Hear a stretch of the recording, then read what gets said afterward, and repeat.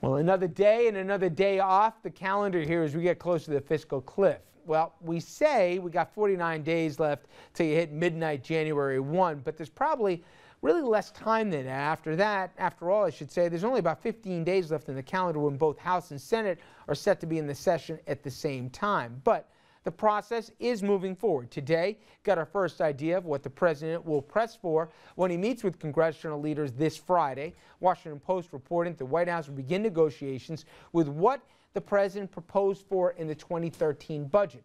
More than $1.5 trillion from the wealthy in new revenue. Polite way of saying tax hikes. Now, if he is using the budget as a playbook, the president will also seek higher tax rates, a millionaire's tax, cutting top-end deductions, cuts to health care and entitlements, while applying war savings and previously agreed to spending cuts. Now, that starting point will raise eyebrows from both right and left. Left still pressing for higher top-end tax rates, something the president hinted at last week when he told congressional leaders that voters had sent a message on Election Day. But while Republican leaders sound ready to compromise, other key voices do not. And they're holding tight in their opposition to any tax increases of any kind. I think Republicans have to hold a line on something, and that is on rates. Republicans have to stand on that, because if they give in on rates, they're going to get rolled. There's a compromise to be made. Maybe we don't get as much in spending restraint as the Republicans want, but raising taxes on, a little bit doesn't solve the problem of the massive spending problem. And that the man from the Norquist pledge here, I don't think is nearly as much juice as he did a few weeks ago. Then there's been almost no talk from the GOP about approval of any military cuts, even though defense spending will be sharply cut if a deal isn't reached and we actually get to that cliff. But there are signs of hope on the right here about meeting halfway, especially when it comes to the subject of taxes, and whether it's through higher rates or cutting deductions, loopholes. At least one influential conservative voice says he's open to targeting the pocketbooks of the wealthy.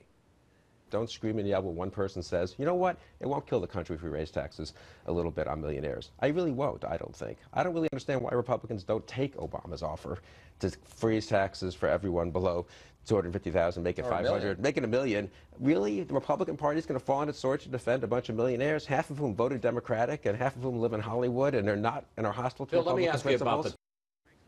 All right, and that, of course, Bill Kristol, who sung a different tune just a week ago. All right, Dominic, it seems from a strategy standpoint where the president in previous discussions started where he wanted to end, he's at least starting here from, I'm going to start out here. I might come to the middle here, but I'm going to begin the process asking and using the bully pulpit for the whole thing.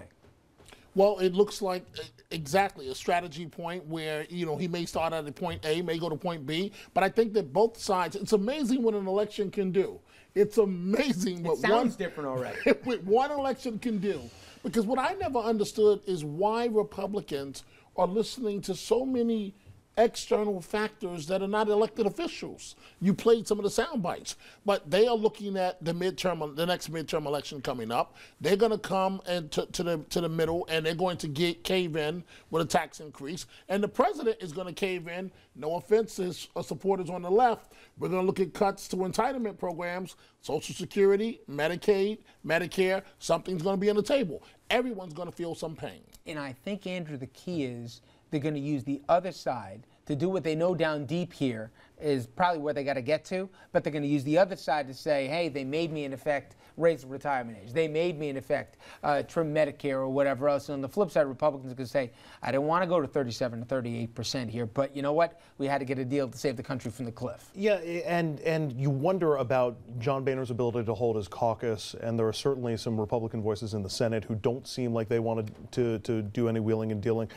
The president, excuse me, would be well served to consider speaking directly to those members, maybe get a group of 40 Republican members of the House or maybe a group of 6 or 7 Republicans in the Senate, bring them to the White House and try negotiating directly with them. Anthony, I think you already read between the lines here. The Boehner's not going to take crap this time. He's not going to let the Tea Party. He already said they don't have a caucus. And you're already seeing signaling from some Republican senators right now that they know that there's going to be revenue hikes. They don't know exactly what it's going to look like.